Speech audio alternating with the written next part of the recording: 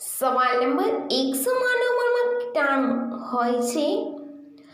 તો એનો જવાબ છે ઘણી વખત જ્યારે આપણે બીમાર પડીએ છીએ ત્યારે ડૉક્ટર આપણા લોહી, પેશાબ અને મળની તપાસ કરાવે છે. મેડિકલ સાયન્સ અનુસાર માનવ મળમાં બેક્ટેરિયા, વાયરસ, પરોપજીવીઓ હોય છે. તેથી ટોયલેટ ગયા પછી હાથ સારી રીતે ધોવાની સલાહ આપવામાં આવે છે. સવાલ નંબર 2, શું સફરજનના બીજમાં સાયનાઇડ ઝેર હોય છે? એનો જવાબ છે સફરજનના બીજમાં એમિગ્ડાલિન હોય છે, જે ચાવવા અને પચવા પર લોહીના પ્રવાહમાં સાયનાઇડને છોડે છે.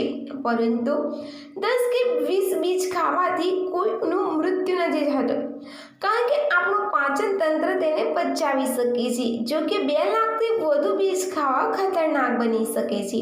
સવાલ નંબર 3, જ્યારે આપણે સંસ્કૃત બોલતા જ નથી તો શાળામાં સંસ્કૃત ભાષા કેમ શીખવવામાં આવે છે?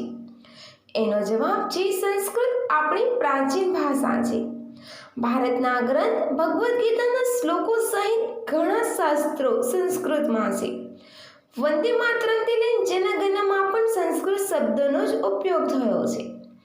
વિદેશી લોકો સંસ્કૃત શીખવા માટે ભારતમાં આવે છે, પરંતુ ભારતમાં તેના પ્રતિ કોઈ રુચિ નથી. સવાલ નંબર 4, ભારતમાં કયા રાજ્યમાં સૌથી વધુ ગામ છે?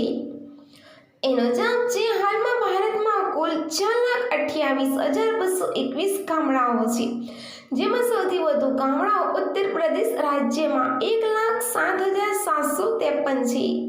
સવાલ નંબર 5, ખુશ કરવા માટે રાત્રે કે દિવસમાં કરો? એનો જવાબ છે રાત્રે.